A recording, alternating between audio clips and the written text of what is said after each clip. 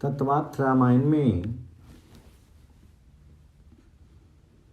जीव शिव की मैत्री। परमात्मा श्री राम जीव मात्र के सच्चे सुहृद हैं। सुहृद और मित्र, इनमें अंतर है। मित्र थोड़ा भी स्वार्थ रख करके प्रेम करता है, सुहृद निरपेक्ष प्रेम करता है। श्री राम मित्र नहीं, सबके सुहृद हैं। सुहृदयम सर्वभूतानां। ईश्वर जीव के साथ प्रेम करते हैं तब कोई भी अपेक्षा रख करके नहीं रख करते। परमात्मा स्वयं आनंद रूप है। आनंद रूप श्री राम को, श्री कृष्ण को किसी वस्तु की आवश्यकता नहीं। जिसका आनंद बाहर है, जिसका आनंद दूसरे में है, उसको सबकी अपेक्षा रखनी पड़ती है। जो स्वयं ही आनंद अनुभव करता है, जो स्वयं के आनंद में ही मस्त है, उसे किसी वस्तु की आवश्यकता नहीं। जीव को जब तक अन्य किसी से सुख मिलता है तब तक वह सापेक्ष है। कुछ अपेक्षा रखता है आनंद तो जीव के पास ही है, परंतु जीव आनंद अपने से बाहर ढूंढता है, अपने अंदर नहीं। स्त्री से, कपड़ों से, धन से आनंद मिले तो उसके वियोग से तुमको दुख भी होगा। तुम्हारा आनंद किसी के अधीन नहीं होना चाहिए, परतंत्र नहीं होना चाहिए। यदि वह किसी के अधीन होता हो तो वह दुख देगा ही। अंतर्दृष्टि करके परमात्मा को अपने अंदर निहारो। एकमात्र भगवान ही आनंद रूप हैं, बाकी ये जगत तो दुख स्वरूप है। अरे कहीं स्त्री से आनंद मिलता है, पुरुष से आनंद मिलता है। संसार के किन्हीं भी विषयों में यदि आनंद होता तो सब कुछ छोड़ करके किसी दिन भी सोने की इच्छा होते ही नहीं। जगत में आनंद नहीं है, इसलिए तो निद्रा में आनंद मिलता है। मनुष्य चारपाई पर पड़ने के बाद सब कुछ भूल जाता है। उस समय उसे स्वयं का ही आनंद मिलता है। आनंद बाहर नहीं, आनंद रूप श्री राम सबके अंदर विराजे हुए हैं।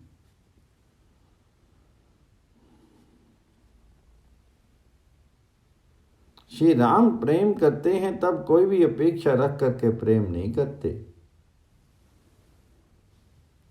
ये वर्षा कौन करता है? वर्षा करने की शक्ति क्या किसी मनुष्य में है? किसी विज्ञान में ऐसी शक्ति है कि वर्षा कर सके? वर्षा तो श्री राम जी करते हैं। गीता जी में प्रभु ने कहा है वर्षा परमात्मा की इच्छा से होती है। प्रभु क्या अपने लिए वर्षा करते हैं? ईश्वर को तो कोई अपेक्षा ही नहीं। भगवान कहते हैं बेटा एक काम तू कर, दूसरा काम मैं करूंगा। धरती जोतने का काम तुझे करना है, वर्षा मैं करूंगा। पानी बरसने के बाद बीज बोने का काम मनुष्य का है, बीज में से अंकुर उत्पन्न करने का काम ईश्वर का है। खेत की सुरक्षा मनुष्य करता है, अनाज भगवान उत्पन्न करते हैं। अनाज उत्पन्न करने के पश्चात मनुष्य उसको खाता है, परमात्मा खाए हुए को पचाते हैं।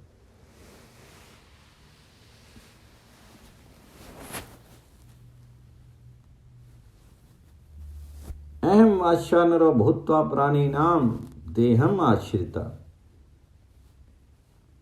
परमात्मा खाते नहीं, परंतु प्रत्येक के अंदर वैश्य नर अग्नि रूप में विराजे हुए भगवान उद्रस्त अन्न का पाचन करते हैं। ईश्वर को कोई भी स्वार्थ नहीं, वे निस्वार्थ भाव से जीव के साथ प्रेम करते हैं। खाने के बाद मनुष्य सो जाता है। भगवान कहते हैं कि मैं तेरे पास समस्त रात्रि बैठ करके, जीव सो जाता है, ईश्वर जाग करके इसका रक्षण करते हैं। परमात्मा सोते नहीं है। अगर भगवान सो जाए तो सबका ही अच्युतम केशम हो जाए। गाड़ी में तुमको ठीक जगह मिल जाए तो तुम आराम करते हो, सो जाते हो, परंतु इंजन चलाने वाला ड्राइवर विचार करे कि मैं घंटे 2 घंटे अब आराम करूं तो गाड़ी का क्या हो।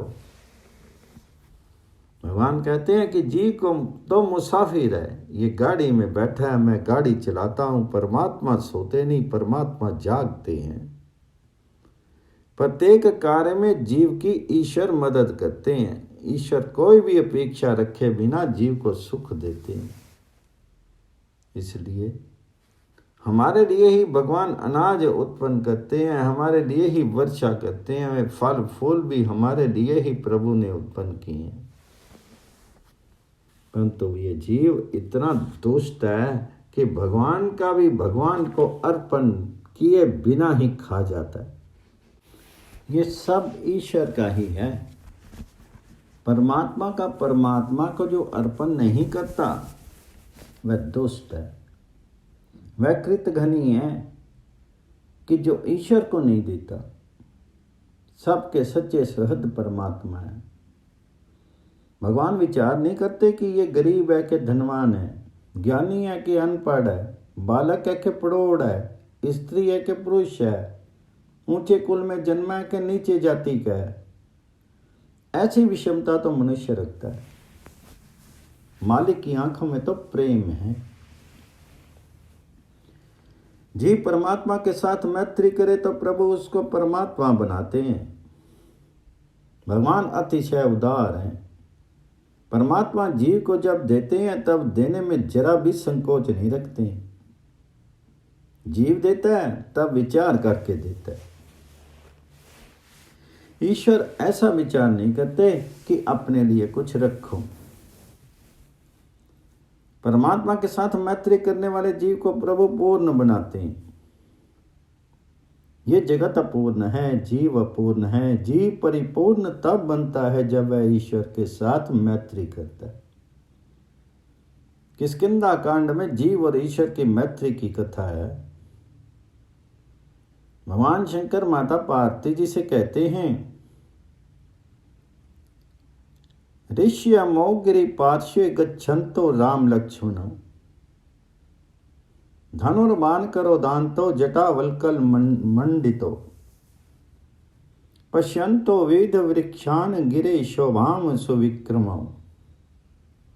शबरी का उद्धार करके श्री राम लक्ष्मण धीरे धीरे ऋष्यमुख पर्वत के समीप पधारे। ऋष्यमुख पर्वत के ऊपर सुग्रीव 4 मंत्रियों के साथ बैठे थे। उन्होंने श्री राम लक्ष्मण को आता हुआ देखा। सुग्रीव ने हनुमान जी से कहा, ये 2 महापुरुष कौन हैं? बाली ने मुझको मारने के लिए तो इन्हें नहीं भेजा है कहीं। वे कौन हैं? तुम परीक्षा करो। तथेति वटु रूपेन हनुमान सम उपागत विनय अवनतो भूत्वा रामम न वेदम बुब्रेत। श्री हनुमान जी महाराज ने ब्रह्मचारी का स्वरूप धारण किया। बाद में रघुनाथ जी के पास जाकर के उनको वंदन करके हनुमान जी ने पूछा, आप कौन हो? आप नर नारायण जैसे लगते हो। आप यहाँ क्यों पधारे हो? आपको देख करके मुझको बहुत आनंद होता है। हनुमान जी ने बहुत सुंदर भाषण किया। प्रभु ने लक्ष्मण जी से कहा, लक्ष्मण, इस ब्रह्मचारी ने व्याकरण शास्त्र का अध्ययन खूब किया। ये इतना बोला परंतु उनमें एक शब्द भी अशुद्ध नहीं बोला, अनर्थ नहीं बोला। विचार करके बहुत सुंदर बोलता है। ये व्याकरण शास्त्र में निष्णात है। लक्ष्मण, तुम देखो तो इस ब्रह्मचारी की लंगोटी बहुत दिव्य है। श्री हनुमान जी महाराज प्रकट हुए तब जन्म से ही दिव्य कौपीन धारण करके ही प्रकट हुए थे। अंजनी माता ने हनुमान जी से कहा था कि तेरी कौपीन को जो वे ही तेरे गुरु हैं।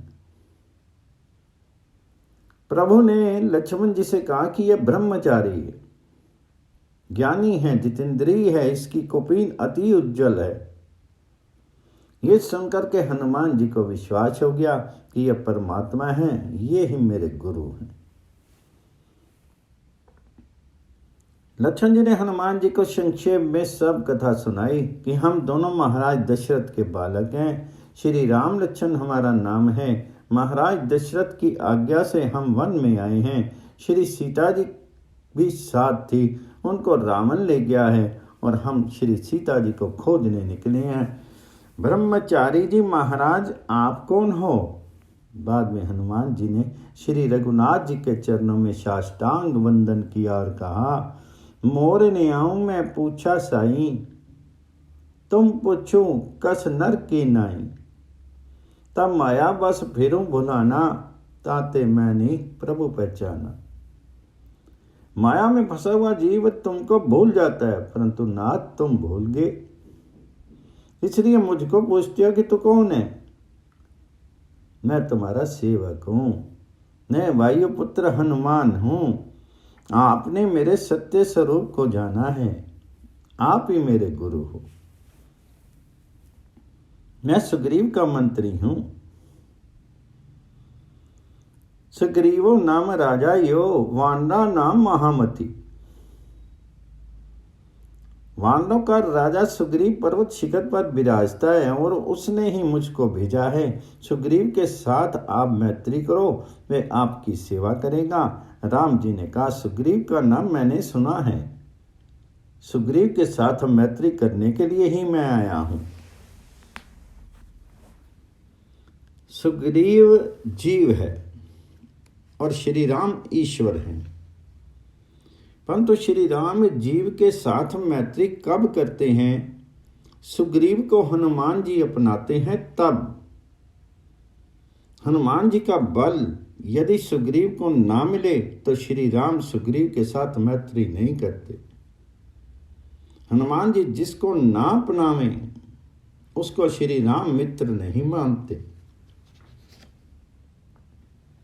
परमात्मा के साथ प्रेम ना हो तो जीवन सुंदर हो सकता ही नहीं। दो जगहों में परमात्मा ने मोह रखा है, द्रव्य में और काम सुख में।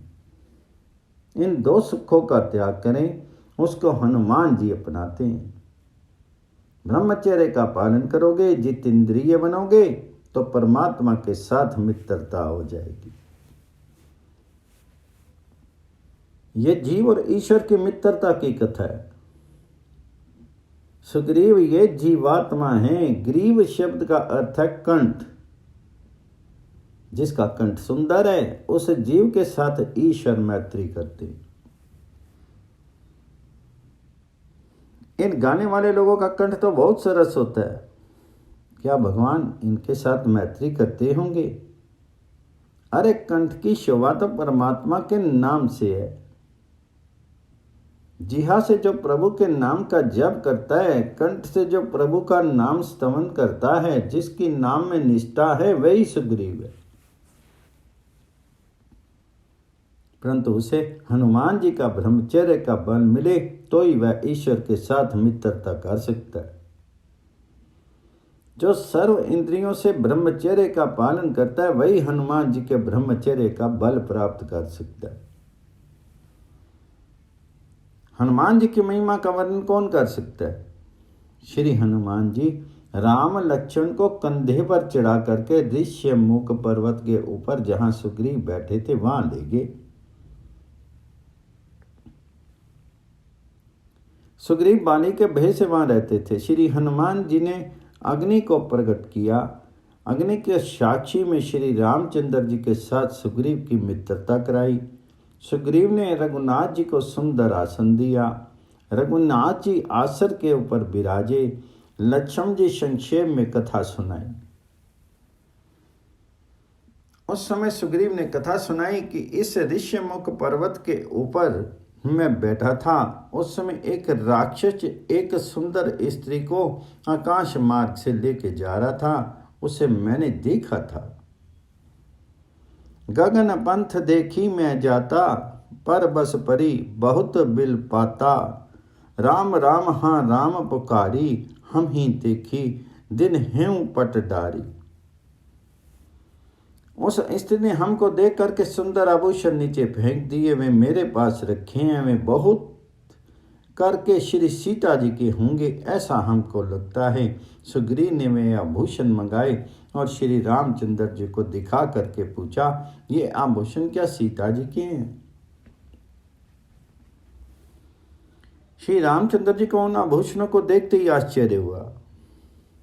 आंखें भीगी हो गई ओहो, जानकी का चंद्रहार है, वह कर्णहूल हैं। प्रभु ने लक्ष्मण जी की परीक्षा ली। पूछा, लक्ष्मण तुम्हारी भाभी का यह चंद्रहार तुम पहचानते हो? तो लक्ष्मण जी ने कहा, बड़े भाई मैंने किसी दिन इन्हें नहीं देखा। श्री रामचंद्र जी ने फिर पूछा, लक्ष्मण ये तुम्हारी भाभी की बांगड़ियां हैं, तुम पहचान सकते हो? तो लक्ष्मण जी ने कहा, वे मैंने कभी नहीं देखी। राम जी ने पूछा, ये कर्णहूल तुम्हारी भाभी का है?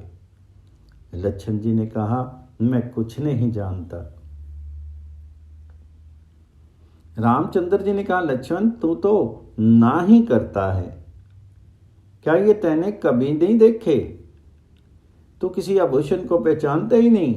तो लक्ष्मण ने कहा, बड़े भाई आंख ऊंची करके मैंने किसी भी दिन भाभी को सामने देखा ही नहीं। मैं नित्य भाभी के चरणों में वंदन करता था, इसलिए मैंने चरण के दर्शन किए हैं। इन चरणों के निपुरों को मैं जानता हूं।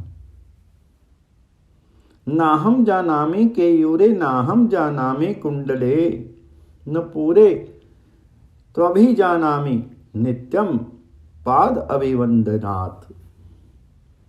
जिसने एक एक इंद्रिय का संयम बढ़ाया हुआ है, ऐसे इंद्रजीत पुरुष इंद्र राजा की जो अपेक्षा, इंद्र राजा की भी अपेक्षा बढ़ा है। श्री सीता जी के साथ अनेक वर्ष लक्ष्मण जी सेवा में रहे थे। हाँ, तो आंख ऊंची करके किसी भी दिन सामने नहीं देखा, हमेशा माता जी के चरणों में नजर रखते। श्री रामचंद्र जी उठ करके खड़े हुए। प्रभु ने लक्ष्मण जी को आलिंगन किया और कहा, मेरे लक्ष्मण, मेरा लक्ष्मण जैसा जितेंद्रिय महापुरुष कोई हुआ नहीं और होगा भी नहीं। श्री सीता जी के आभूषणों को देखकर श्री रामचंद्र जी ने कुछ विलाप किया। सुग्रीव समझाने लगे, महाराज आप चिंता मत करो, मैं आपकी मदद करूंगा। श्री सीता जी को खोजने के लिए वानर भेजूंगा, राक्षसों का विनाश करूंगा, सीता जी जरूर मिल जाएंगी।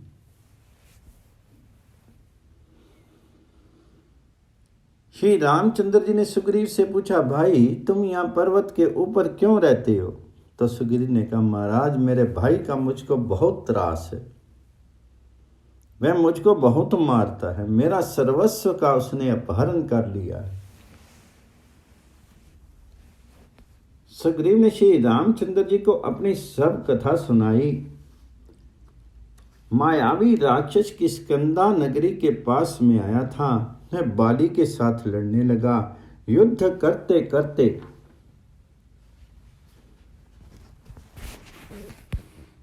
वह राक्षस एक गुफा में चला गया।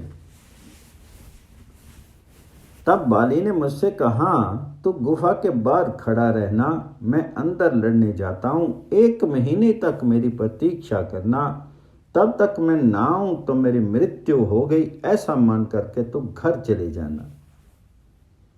परिखेसु मोही एक पखवारा, नहीं आवो तब जाने सु मारा। मैं बाहर खड़ा रहा, बाली गुफा में मायावी के साथ लड़ने चला गया। बाहर मैंने 1 महीने तक प्रतीक्षा की, परंतु बाली बाहर नहीं आया। बाद में अंदर से रुधिर आने लगा। ये देख करके मुझे ऐसा लगा कि मायावी ने बाली को मार दिया होगा। मैं घर चला आया। मेरी अनिच्छा पर भी वानरों ने मुझको गद्दी के ऊपर बिठा करके राज्याभिषेक कर दिया।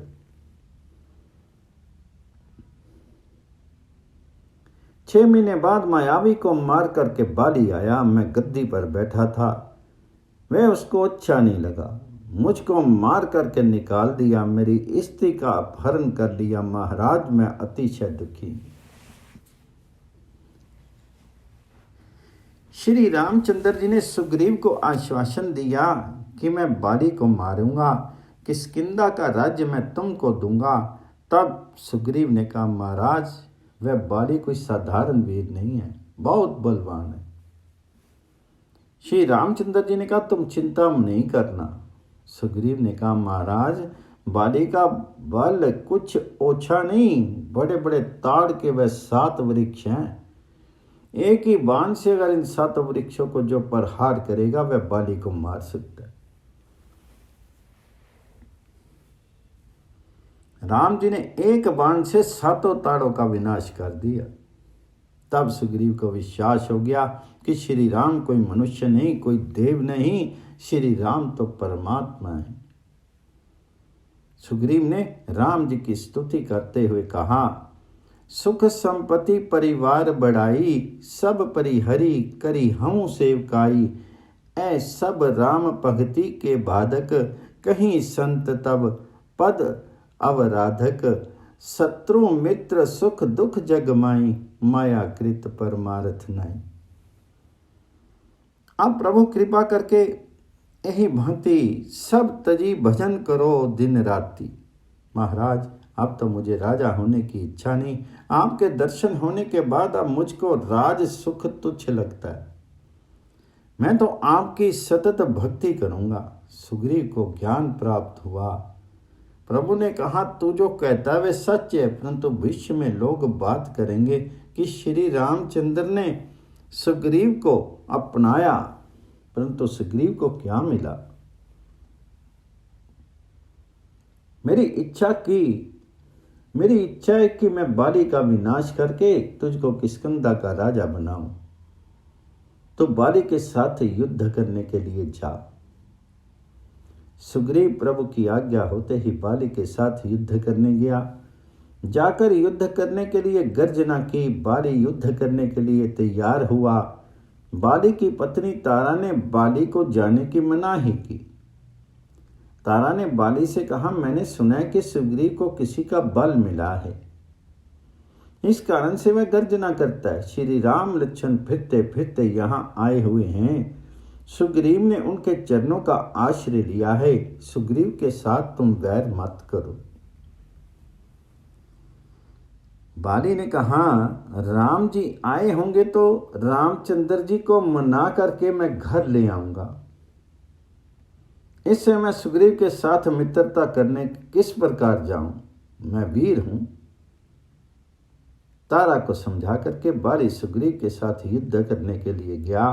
दोनों के बीच भयंकर युद्ध हुआ।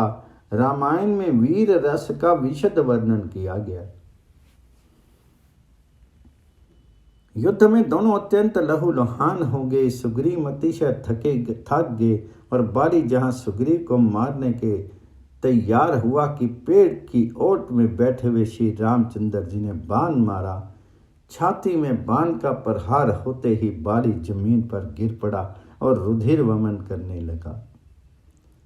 बाण किसने मारा है, इसे खोजने के लिए बाली चारों तरफ देखने लगा। उसकी नजर श्री रामचंद्र जी के ऊपर पड़ी। बाली समझ गया वह श्री रामचंद्र जी को ठपका देने लगा। तुमने ये क्या किया? क्षत्रिय राजा वानर की हिंसा नहीं करते। शिकार खेलने जाएं तो क्षत्रिय राजा बाघ सिंह जैसे हिंसक पशुओं की हिंसा करते हैं। वानर की हिंसा करना ये क्षत्रिय के लिए अधर्म है। धर्मिष्ठ इति लोक अस्मिन कथ्य से रघुनंदन। तुम धर्मिष्ठ हो, ऐसी जगत में ख्याति है। तुम इस प्रकार अधर्म करते हो। मैंने तुम्हारा क्या बिगाड़ा है? सुग्रीव ने तुम्हारी क्या सेवा की है? मैंने सुना कि रावण के पास से श्री सीता जी को वापस प्राप्त करने के लिए तुम सुग्रीव की शरण में गए हो। अरे तुम्हारा ये काम तो मैं आधी घड़ी में कर डालता। रावण को तो एक बार मैंने बगल में दबाया था। आपने ये अधर्म किया है। श्री रामचंद्र जी ने बाली से कहा, तू अपने दोष का विचार नहीं करता और मुझे ठपका देता है। अनुज वधु भगनी सुत नारी, सुनो सठ कन्या समतु चारी। इन्हीं को दृष्टि बिलो कई जोई, ताही वधे कछु पाप ना हो। तेरी बुद्धि बिगड़ी हुई है। बहन, कन्या, छोटे भाई की पत्नी और पुत्र वधू, ये चारों समान गिनी जाती हैं। फिर भी तुमने छोटे भाई की पत्नी का अपहरण किया है। तू अधर्मी है, पापी है, तूने बहुत पाप किया है, और इसलिए मैं तुझे मारने आया हूं। बाली ने भगवान जी से कहा, किसी ग्रंथ में ऐसा लिखा है कि पापी को तुम्हारे दर्शन हो सकते हैं? मैं तो बहुत पुण्यशाली हूं, मैंने बहुत पुण्य किया है कि जिससे अल्पकाल में तुम्हारे दर्शन कर रहा हूं। प्रभु ने बाली से कहा, तू पुण्यशाली नहीं, तू तो पापी है। परंतु तेरा भाई सुग्रीव मेरी शरण में आया है। शरणागत के कुटुंब का मैं उद्धार करता हूं, इसलिए मैं तुझको दर्शन देने आया हूं। प्रणत कुटुंब पाल रघुराई, जो शरणागत हैं उनके कुटुंब की जो भी चिंता मालिक को होती है। मालिक ने कहा, मेरे दर्शन तुमको हुए, वह तेरा प्रताप नहीं, परंतु सुग्रीव के कारण। तो सुग्रीव के कुटुंब का है, तूने पाप तो किया है, परंतु तो सुग्रीव का भाई है, इसलिए मैं तुमको मिलने आया हूं। तुझको खबर नहीं, महापुरुष जगत का कल्याण करने के लिए फिरते हैं। महापुरुषों के साथ किसी भी दिन वाद विवाद नहीं करना।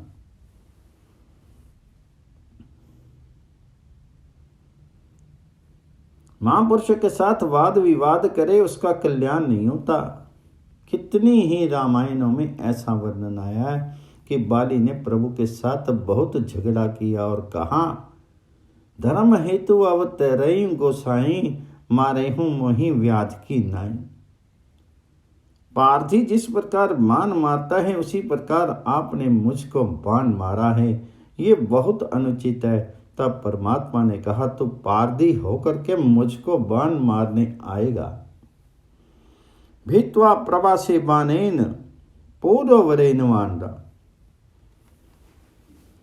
कृष्ण अवतार में वे बाली जरा पारधी हुआ। जरा पारधी ने प्रभु के चरण में बाण मारा।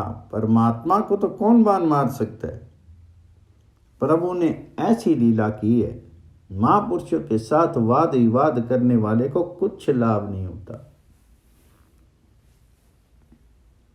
बाली को विश्वास हो गया कि श्री राम परमात्मा है। बाली रुधिर वमन करने लगा, बहुत ही व्याकुल हुआ। बाली की स्थिति देख करके सुग्रीव का हृदय पिघल गया। सुग्रीव ने बाली के चरणों में वंदन किया और कहा, मैं अपराधी हूं, क्षमा करो। बाली ने सुग्रीव को आलिंगन दिया और उसको धन्यवाद देते हुए कहा, तेरे कारण मुझको राम जी के दर्शन हुए, मैं तेरा उपकार मानता हूं। तब सुग्रीव ने कहा, बड़े भाई, तुम्हारे कारण मुझको राम जी के दर्शन हुए। तुमने मुझको निकाला ना होता तो मुझको राम जी के दर्शन क्या होने के थे, मेरे को नहीं होने के थे। मैं अपराधी हूं, मेरे पाप को क्षमा करो। बाली और सुग्रीव दोनों भाई वैर छोड़ करके प्रेम से मिले। मरने से पहले वैर का विनाश करो। वैर और वासना रख करके मरे उसको सदगति नहीं मिलती। वैर रख करके मरे तो मरण बिगड़ता है। महापुरुष मानते हैं कि मरण का निवारण भले ही अशक्य हो, परंतु अच्छे जीवन द्वारा मरण को सुधारना शक्य है। किसी जीव के साथ अनबन हुई हो तो एक आध बार उसको घर जाकर के जय श्री कृष्ण करके आना।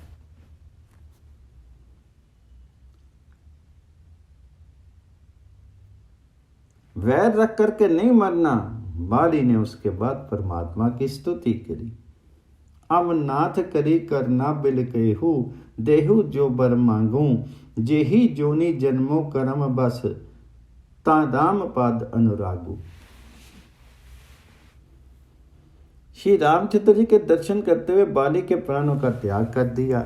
बाली की मृत्यु होते ही उसकी पत्नी तारा वहां आई और बहुत विलाप करने लगी। श्री रामचंद्र जी ने उसको उपदेश किया। छीति जल पावक गगन समीरा, पंच रचित अति अधम शरीरा, प्रगट सो तनु तब आगे सोवा, जीव नित्य के ही लगी तुम हरोवा। शरीर के लिए तो रोती है कि आत्मा के लिए रोती है? शरीर तो पंच महाभूत का है, ये तेरे आगे ही पड़ा है। आत्मा को रोती हो तो आत्मा नहीं मरती, आत्मा तो नित्य है। मरने वाले के पीछे बहुत रोने से उसको भी दुख होता है। मरने वाले के पीछे बहुत रोना ये ठीक नहीं है। उसके द्वारा जो काम बाकी रहा हो उसको आगे बढ़ाओ, ये ही सच्ची ममता है। बहुत हाय हाय करे ये ममता नहीं। अधिक ममता हो तो हरि के नाम का जप करके उसका पुण्य मरने वाले को दो। अपने गुजरात में हाय हाय करने को ये पद्धति कहाँ से आई? ये कुछ खबर ही नहीं पड़ती। मरने वाले के पीछे तो हरि स्मरण हो, हाय हाय नहीं होनी चाहिए। एक मरता है तब उसके पीछे अनेक रोते हैं, परंतु रोने वाले विचार नहीं करते कि मैं दूसरे के लिए रो रहा हूं, परंतु अपने लिए कभी नहीं रोता। मुझे भी एक दिन जाना तो पड़ेगा ही। मरण का प्रारब्ध भयंकर होता है। मरण का पाप ऐसा होता है कि इसका निवारण साधारण पुण्य से नहीं होता। अतिशय भक्ति बढ़े तो ही मरण सुधरता है। साधारण भक्ति से अथवा अतिशय दान से भी मरण नहीं सुधरता। अतिशय भक्ति करें तभी अंतकाल में पाप भस्म होते। मनुष्य दूसरों के लिए रोने की अपेक्षा सावधान होकर के अपने लिए रोवे और साधन करे तो कल्याण होगा। जो गया है वे तो प्रभु के चरणों में गया, उसकी अब चिंता मत करो, उसका स्मरण मत करो। प्रभु ने तारा को सुंदर उपदेश किया। बाली के शीर का विधि पूर्वक अग्नि संस्कार कराया गया। किष्किंधा का राज्य श्री रामचंद्र जी को मिला, परंतु राम जी ने एक पैसा भी लिया नहीं। किष्किंधा की गद्दी पर सुग्रीव को बिठा करके राज्य अभिषेक किया। प्रभु ने सुग्रीव से कहा, कुछ दिन तक तुम राज्य करो, पश्चात श्री सीता जी को खोजने के लिए वानरों को भेजना। पास ही परवर्षण पर्वत है और ये चतुर्मास का समय है। वर्षा बहुत पड़ती है, इसलिए चतुर्मास में मैं परवर्षण पर ही रहूँगा।